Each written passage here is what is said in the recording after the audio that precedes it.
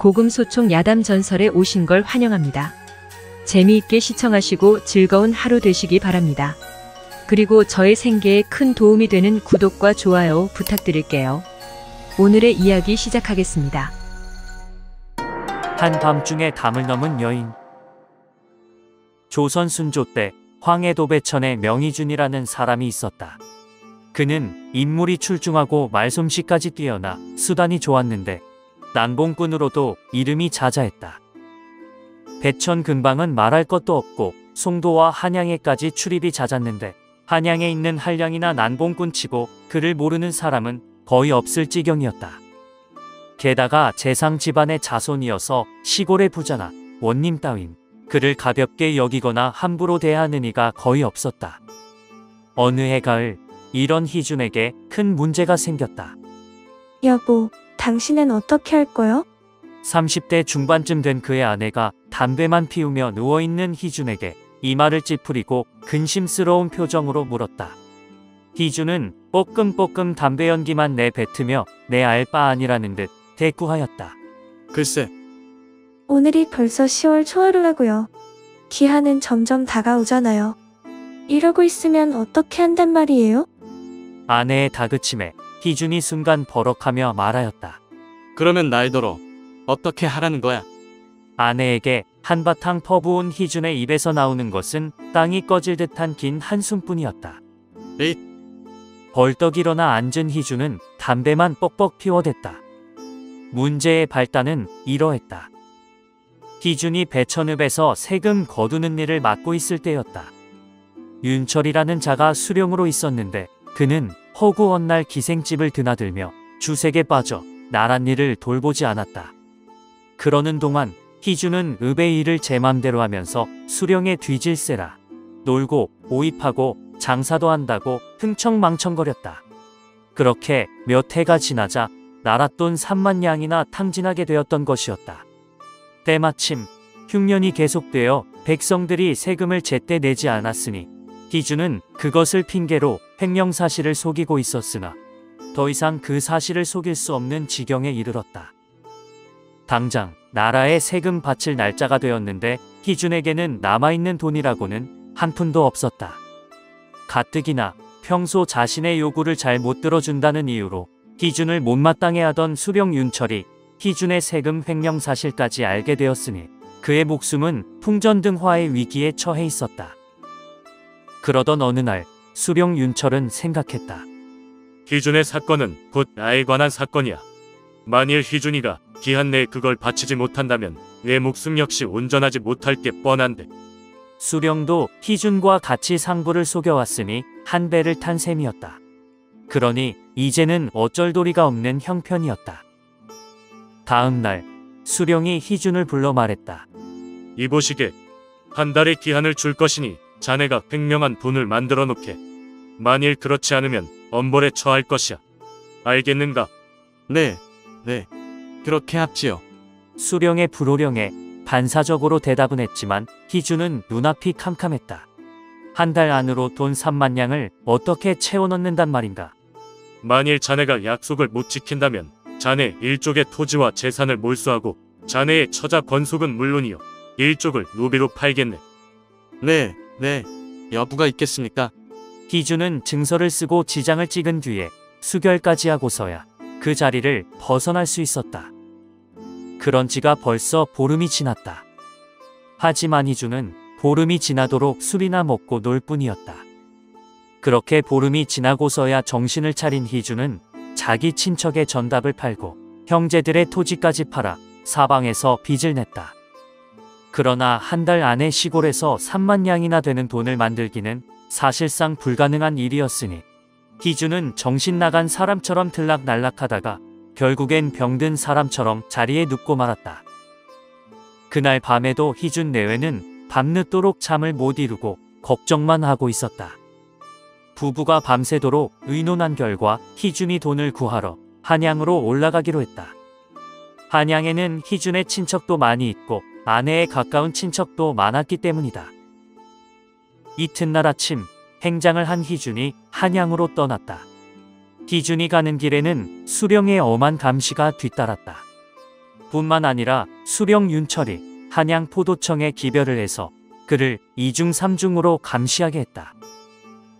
한양에 당도한 희주는 돈을 구하려 여기저기를 바삐 다녔지만 그 많은 돈을 구하는 것은 한양이라고 별반 다른 것은 아니었다. 그렇게 며칠이 흘렀다. 며칠이 지나도 기별이 없자 수령 윤철은 안달이 나기 시작하였다. 시간은 점점 가는데 돈 구하러 간 그놈은 왜 안 오는 거야? 에잇, 이렇게 앉아서 기다릴 순 없다. 걱정이 된 수령은 자신이 직접 한양으로 올라가기로 하였다. 이 소식에 희준의 처는 한양에 가서 돈도 구하지 못하고 절박한 형편에 처해 있을 남편을 생각하니 가슴이 답답하기만 했다. 아이고, 이제 남편은 꼼짝없이 죽게 생겼구나. 아이고. 아니지. 내가 이렇게 한숨만 쉬면서 기다릴 순 없는 게야. 결국 얼마 지나지 않아 그의 부인까지 한양으로 올라오게 되었다. 부인은 올라오자마자 곧바로 남대문 밖 공덕리 밤나무골 부자인 자기 고모에게 갔다. 그러고는 조르고 졸라서 많은 토지 문서를 잡혔다. 그것으로도 모자라 이번에는 마포에서 크게 장사하는 희준의 모친에게 3만 양짜리 어음을 얻으려 했다. 그러나 일이 잘 안 되었다. 그러는 동안 돈을 구하지 못한 희준은 수령 윤철의 지휘하에 포도청 별감집에 감금돼 있었다. 보름이라 달은 둥글고 밝았다. 아, 달은 밝은데 내 신세는 이게 뭐란 말인가? 돈 갚을 기한은 하루하루 다가오는데 감금되어 돌아다닐 수도 없어 어찌할 도리가 없었으니 속만 바짝바짝 타들어갔다. 자기가 죽는 건 그렇다 쳐도 아름다운 아내와 귀여운 자식을 남의 노비로 내어줄 생각을 하니 기가 막혔다. 아내와 자식의 얼굴이 눈앞에 어른거리니 생각하면 생각할수록 가슴만 아팠다. 그래서 희주는 아픈 가슴과 무료함을 달래려고 그 집 하인에게 부탁했다. 여보게, 김만중이 지은 구운몽이라는 책을 좀 빌려다 주시게나. 희주는 하인이 빌려다 준 책을 소리 높여 읽었다. 목소리가 좋은 희준이 슬프고 우울한 심사로 책을 읽으니 처량한 내용이 더욱 처량하게 들렸다. 다른 사람이야 어떻게 듣던지 전혀 신경 쓰지 않고 희준은 자기 혼자서 감격하고 자기 혼자 신이 나서 밤이 새는 줄도 모르고 읽었다. 한편 희준이 감금되어 있는 집 옆집에 어떤 내시의 소실인 연화라는 여인이 살았다. 그녀는 아직 30도 안 된 청춘인데 늘 적막한 세월을 보내고 있었다. 그녀 역시 휘영청 밝은 보름달을 보면서 잠을 이루지 못하고 있었다. 이게 무슨 소릴까? 처음에는 무심히 들었으나 가만히 귀를 기울여 보니 책 읽는 소리였다. 밤이 깊을수록 더욱 낭낭해진 목소리는 명랑하게 들리다가도 어느 순간 처량하게 들리는 것이 애간장을 녹였다. 연화는 책 읽는 소리에 이끌려 밖으로 나와 뜰을 거닐며 듣다가 마침내 안문을 열고 중문과 대문을 열고 문 밖으로 나갔다. 목소리의 주인공은 젊은 남자인 듯했다. 연화는 대문에 기대어 한참 동안 책 읽는 소리를 듣다가 갑자기 부끄러운 생각이 들었다. 어머나, 지금 내가 뭘 하고 있는 거지? 연화는 다시 집 안으로 들어왔다. 방에 들어와 잠자리에 들었지만 도무지 잠이 오지 않았다. 다시 바깥으로 나와 책 읽는 소리를 듣던 연화는 그 소리에 이끌려 담 밑으로 가서 귀를 기울였다. 밤이 깊어가면 갈수록 희준의 책 읽는 소리는 더욱 낭낭해졌다. 게다가 굵고 힘이 있어서 곡을 붙인 듯 올라갔다 내려갔다. 급해졌다 느려졌다 해서 마치 하늘에서 들려오는 소리와도 같았다. 연화는 그 소리에 취해 자기도 모르게 눈물을 흘리며 뭔가에 홀리기라도 한 듯 그 낭낭한 목소리에 이끌려 희준이 책 읽는 곳으로 갔다. 촛불을 켜놓고 책을 읽던 희준은 문 밖에 사람의 그림자가 어른거리는 것을 보고 깜짝 놀라 목을 쭉 빼고 이리저리 살피면서 물었다. 누구요? 그러나 대답이 없었다. 계속해서 책을 읽다가 혹시나 해서 슬쩍 곁눈질로 문을 보니 또 사람의 그림자가 보였다. 거기 누구야? 희준이 큰 소리로 물었지만 그림자는 또 사라지고 말았다. 잠시 후 또다시 그림자가 나타나더니 이번에는 방문을 휙 하고 열어젖혔다. 아이 깜짝이야. 희주는 깜짝 놀랐다. 그림자의 정체는 백설 같은 소복을 입은 젊은 여인이었다. 아리따운 여인이라 기분이 좋았지만 한밤중에 소복을 입은 여인이라 한편으로는 겁이 덜컥 났다. 사람이요, 귀신이요? 희주는 떨리는 목소리로 물었다. 그러자 소복을 입은 여인은 숙였던 고개를 살짝 들어 희준을 바라보며 말했다. 귀신이 아니라 사람이옵니다. 깊은 밤에 젊은 계집이 대장부 계신 곳을 당돌하게 들어와서 놀라게 해드려 대단히 황송하옵니다. 나리, 용서해 주십시오. 여인이 공손히 절을 했다. 키가 후리후리한 것이 다시 보아도 미인이었다. 여인은 이렇게 무례함을 빌고 책을 읽어달라고 청했다. 천하의 난봉꾼인 희준이 마다할 리가 있겠는가. 희준은 신바람이 나서 책을 읽어내려갔다. 나리, 잠시만. 얼마만큼 책 읽는 것을 듣던 여인이 희준에게 자기 신세 타령을 하기 시작했다. 희준도 자기가 처한 처지를 말하고 자기 목숨이 며칠 남지 않았다고 했다. 희준의 말을 다 듣고 난 연화가 말했다. 사내 대장부가 그만한 일에 그렇게 근심을 하십니까? 비록 일개 계집이오나 그만한 돈은 제게 있습니다. 나리께 그 돈을 빌려드릴 테니 아무 염려 마시고 오늘 밤부터는 마음 놓고 편안히 주무시지요. 그렇게 두 사람은 서로 몸과 마음을 허락하고 함께 밤을 보냈다. 날이 새기 전에 여자는 후일을 기약하고 다시 담을 넘어갔다. 얼마 뒤 날이 밝자 희주는 별감을 찾아가 청하였다. 별감나리, 돈을 구하려면 제가 밖에 나가야 할 것이 아닙니까? 그러니 저를 이 집에서 내보내 주십시오. 그러면 당장 돈을 구해오겠습니다. 그 말이 사실이렸다? 어느 안전이라고 거짓을 고하겠습니까? 그럼 좋다. 다녀오너라. 대신 꼭 그 돈을 마련해 와야 하느니라. 알겠느냐? 그렇게 별감의 집에서 나온 희주는 날아갈 것만 같은 기분이었다. 이 골목을 돌고 저 골목을 돌며 따라붙은 감시자를 따돌린 희주는 그날 밤 연화의 집으로 갔다. 연화는 음식과 술로 정성껏 잘 대접을 한 뒤에 고이 간직했던 금덩어리 몇 개를 내어놓고 말했다. 이것이면 되겠습니까? 이름, 희주는 기뻐 어쩔 줄을 몰라하며 만면에 미소를 띠며 말하였다. 하늘님이 자네를 보내 나와 내 가족을 살려주셨네 그려. 고맙네, 고마워. 정말 고맙네. 연화에게 머리 숙여 감사의 인사를 한 희주는 목이 메어 말끝을 잇지 못했다. 이튿날 연화에게 받은 금덩어리를 가지고 나와 밤나무골 처고모 집을 찾아갔다. 그러고는 금덩어리를 맡기고 3만냥짜리 어음을 마련해 수령 윤철에게 가지고 갔다. 그렇게 윤철과 희주는 나라의 3만냥을 기한 내에 바치고 위기를 무사히 넘길 수 있었다. 급한 불을 끈 수령 윤철은 배천으로 내려가고 희주는 곧장 연화네 집으로 달려갔다. 희준이 연화에게 공손하게 말했다. 고마위. 자네는 내 목숨과 내 가족을 구해준 은인이네. 희준은 연화의 집에서 며칠 묵으며 둘만의 운우지정을 쌓아나갔다. 그리고 얼마 후 떠날 때가 되어 희준이 연화에게 물었다. 나는 처자가 있는 몸이라 고향으로 돌아가야 하네. 헌데 이 많은 돈을 어떻게 갚으면 좋겠나? 그러자 연화는 정색을 하고 대답했다. 재물이라 하는 건 쓸 때 써야 귀한 것이지. 싸서 묻어두면 뭐가 귀하겠습니까? 그 재물은 나리께서 요긴하게 쓰라고 하늘님이 점지하신 것입니다. 나리와 제가 만난 것 또한 다 하늘의 뜻인 줄 알아야지요. 저는 비록 이 집 내시의 소실로 있으나 그동안 30평생 제 몸을 깨끗이 간수했다가 나리께 바쳤으니 이것도 인연이 아니겠습니까? 그러니 이제 나리는 제 남편입니다.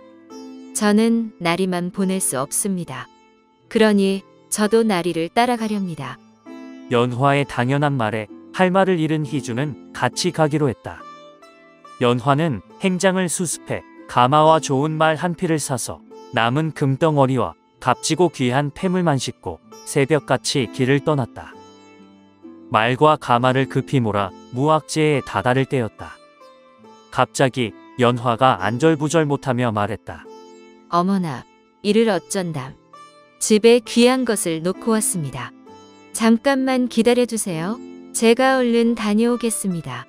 뭘 잊었기에 가는 길을 돌려가려는 것이오. 희주는 이상하게 생각하고 물었다. 제가 처녀 때 자른 머리카락을 두고 왔습니다. 그건 꼭 가져와야 합니다. 그러니 예서 잠깐만 기다려 주십시오. 나니. 연화는 희준이 말려도 듣지 않고 가마를 급히 재촉하여 다시 문 안으로 들어갔다. 그런데 아무리 기다려도 연화는 오지 않았다. 기다리다가 초조해진 희준은 오만 생각이 다 났다. 그러다가 무릎을 탁 쳤다. 연하를 데리고 가면 아내가 불평할 게 뻔한데 내가 사서 귀찮은 일을 할 필요가 없지 않겠는가. 이렇게 생각을 마무리 지은 희준은 말을 몰아 달아나고 말았다. 한편 연화가 급히 자기 집에 다녀와 무학재에 다다르니 희준은 온데간데 없었다. 연화는 가마를 멈추고 곰곰이 생각했다. 내가 부주의해서 나리, 아니 그놈의 고향을 자세히 알아두지 못했구나. 아, 후회 막급이다. 아니지. 알았다 해도 이런 배은망덕한 놈을 찾아간들 무슨 소용이 있으랴. 이렇게 생각한 연화는 따라가기를 단념했다. 귀중한 재물은 모두 말에 실어 잃었으니 연화는 이제 빈털털이었다. 돌아갈 곳도 없었다. 벌써 날이 밝았으니 집으로 갔다가는 행색이 들통날게 뻔했기 때문이다. 그리고 이 세상이 너무도 무정한 것이 갑자기 외로움이 되어 몰려왔다. 아, 야속한 이 세상. 연화는 기가 막힌 현실에 자포자기하고 속세를 떠나 비구니가 되기로 마음먹었다. 분한 마음에 연화는 그 길로 절에 들어가 머리를 깎고 내원암이라는 암자를 짓고 살았다. 한편 희주는 많은 재물을 가지고 고향으로 돌아가서 집을 짓고 땅도 사서 인근에서 남부럽지 않게 잘 살았다. 그렇게 세월은 흘러 10년이 지났다. 그 사이 연화는 희준에 대한 앙금이 쌓이고 쌓였으니 의리를 배반한 배은망덕한 희준에게 원수를 갚을 마음으로 10년을 하루같이 칼을 갈았다. 두껍고 커다랗던 칼은 10년이 지나는 동안 품에 품을 만한 작은 비수로 바뀌어 있었다. 10년 동안 준비한 비수를 품고 황해도 이곳저곳을 탁발하며 희준을 찾아다닌 지 몇 달 만에 희준이 사는 동네에 다다랐다. 그리고 마을 어귀에 있는 주막에서 희준이 사는 집안의 형편 관해력을 모두 알아냈다. 스님, 그 집 나리는 지나가는 나그네나 장사꾼들에게까지도 대접을 잘한답니다. 그 중에서도 여인이면 더욱 잘 대접을 한답니다. 박물장수나 나물장수나 비군이나 가리지 않고 말입니다. 왜 그런다고 합니까? 주인 아주머니. 그야 저 같은 소인배들이 알 까닭이 없지요. 그 말을 듣고 연화는 더 이상히 여겼다. 연화는 그날 저녁 무렵에 희준의 집을 찾아갔다. 과연 주막 주인의 말대로 차려두었던 밥상을 얼른 내다가 대접했다. 연화는 저녁을 몇 숟가락 더 먹는 척하면서 집 안을 잘 살폈다. 잘 먹고 갑니다. 나무아미타불. 날도 저물었는데 하룻밤 묵고 가시죠. 아닙니다. 갈 길이 바빠서 이만. 그럼 살펴가십시오, 스님. 연화는 떠나는 척 나갔다가 어둠을 타고 다시 살짝 들어가서 집안 구석에 숨어 있었다. 얼마 후 집안 사람이 모두 잠든 것을 확인한 연화는 번개같이 안방 문을 열고 들어가 잠든 희준을 타고 앉았다. 누구쇼? 희준이 깜짝 놀라 깨자 연화는 재빨리 품에 품었던 비수를 뽑아 그의 가슴을 겨누고서 말하였다. 내 이놈, 내 죄를 알겠느냐? 죄라뇨? 대체 누구시기에 이러십니까? 희준은 사시나무 떨듯 떨었다. 이놈, 내가 나를 모른단 말이냐? 비수를 들고 입술을 악문 연화의 눈은 독사처럼 무섭게 빛났다. 희준은 연화의 얼굴을 보았지만 머리를 빡빡 깎았고 게다가 10년이나 되었으니 금세 알아보지 못했던 것이다. 그런데 뜻밖에도 희준의 아내가 얼른 일어나 엎드리며 말했다. 어찌 연하 부인을 모를 리가 있겠소. 그 말에 바닥에 짓눌려 옴짝달싹 못하던 희준도 급히 용서를 구하기 시작했다. 그저 이놈은 죽어 마땅합니다. 어서 이놈을 죽이고 그 칼로 이 도둑놈의 옆판내도 죽여주십시오. 희준과 그의 아내의 말에 연화는 그만 비수를 땅바닥에 스르륵 떨어뜨리고 말았다. 그러고는 누르고 있던 희준을 풀어주고 방바닥에 털썩 주저앉아 그대로 엎드려 대성통곡을 하였다. 한밤중에 비구니의 통곡 소리, 그것은 비수로 찌르는 것보다 더 무섭고 아팠다. 희준의 아내는 연화의 손을 마치 오랜만에 만난 동생이나 친구처럼 정답게 붙잡고 말했다. 울지 마소, 울지 마. 이제 지난 일을 생각하고 울면 무얼 하겠소. 울지 말고 일어나시오. 저런 배은망덕한 고약한 놈이 어디 있겠소. 제발 부처님의 자비심으로 용서해 주시오. 마을 사람들은 남편이 수단이 좋아서 한양에 가서 돈을 갚고 돈을 더 벌어 가지고 와서 잘 사는 줄 알고 있소. 하지만 난 그 재물이 어떻게 해서 생긴 건지 잘 알고 있었소. 그대의 생각에 10년을 하루도 깊이 잠들어 본 일이 없다오. 새 옷을 해 입을 때면 먼저 그대 연화씨의 옷을 지어놓은 뒤에야 제 식구 옷을 해 입혔소. 그리고 끼니마다 밥을 지어서는 먼저 그대 연화의 밥을 떠놓은 뒤에야 집안 식구의 밥을 떴소. 희준 아내의 이런 말을 듣는 듯 마는 듯하고 한참이나 실컷 통곡한 연화는 울음을 거두고 눈물이 그렁한 눈으로 희준과 아내를 번갈아 보더니 말하였다. 나무어 아미타불 관세음 보살, 다 전생에 엇보이지요. 소승은 이만 가보겠습니다. 연화는 모든 것을 단념한 듯 자리에서 일어났다. 그때였다. 희준의 아내가 연화의 손을 꼭 붙잡고 말하였다. 이 밤에 어디를 가려 하오. 그리고 이 집을 놓아두고 어디를 가려 하시는게요. 이 집도 그대 연화의 것이요. 이 집의 세간과 재물이 다 그대 연화의 것이요. 집이나 재산뿐 아니라 이 사람과 이 계집과 우리 가족의 생명이 다 그대 연화의 것이란 말이오. 그대의 은혜가 아니었으면 어찌 이 가족이 세상에 여태 살아있으며 이 집이 터나 남아있겠소. 멸족을 당했을 것인데. 그러니 이 집과 이 집에 있는 재물은 모두 그대의 것이니 다 그대 마음대로 하고 이 사람은 내쫓든지 하인으로 부리든지 마음대로 하시오. 이 말에도 다시 떠나려는 연화를 기어이 막아선 희준 아내가 장문을 열더니 차곡차곡 쌓아둔 새 옷을 내놓으며 말하였다. 오늘 저녁 그대에게 대접한 밥이 10년 동안 하루도 빼지 않고 그대 연화를 위해서 담아둔 밥이듯 이 옷들 모두 그대 연화를 위해 지어둔 옷이란 말이오. 순간 방바닥에 털썩 주저앉은 연화는 희준과 희준 아내의 손을 꼭 잡더니 탄복하며 미소 띤 얼굴로 말하였다. 나무 아미타불 관세음 보살, 지금의 모든 일이 전생의 인연인 것을 어찌하겠습니까? 저를 이 집 소실로 두어 주십시오. 그리고 동생처럼 귀여워해 주십시오. 그날 이후 연화는 희준의 소실로 들어갔는데 정실과 다름없이 대접받았으며 희준 아내 또한 이를 질투하거나 시기하지 않았으니 친동생같이 그녀를 아끼며 사랑해 주었다 한다. 오늘 이야기 재미있으셨나요? 뭐 길게 얘기할 것 있겠습니까? 뒤통수 치는 것들은 거르는 게 상책입니다. 하여간 지금까지 시청해주신 여러분 대단히 감사합니다. 더 재미있는 이야기로 찾아올게요. 다음 시간에 만나요.